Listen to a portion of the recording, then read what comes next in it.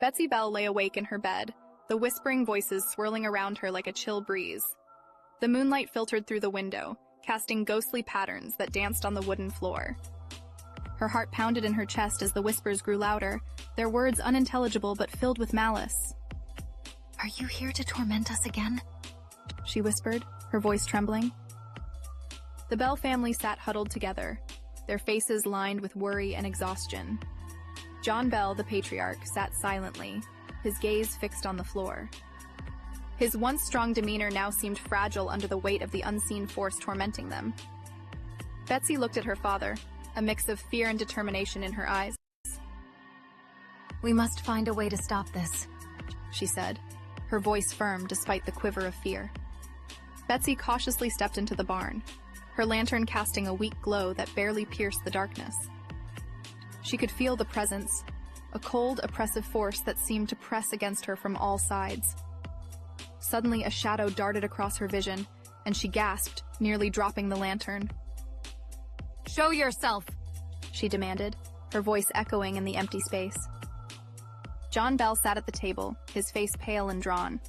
The family had gathered around, the air thick with tension. Betsy sat beside him, clutching his hand tightly. "Father, we have to understand why this is happening," she pleaded, her eyes searching his. He looked at her, a flicker of something unreadable in his eyes. "It's the witch. She has cursed us," he said, his voice a whisper, barely audible over the rumble of thunder. Betsy stood in the center of the room, her heart racing as she faced the darkness that seemed to breathe within the walls. The air crackled with energy, and she could feel the presence of the witch, watching, waiting. With a surge of courage, she shouted into the void, "Leave us alone! We will not be your victims!" Her voice rang with defiance, a challenge cast into the stormy night. The family gathered in the parlor, the oppressive weight of the witch's presence finally lifted. John Bell sat quietly, his face etched with relief and sadness.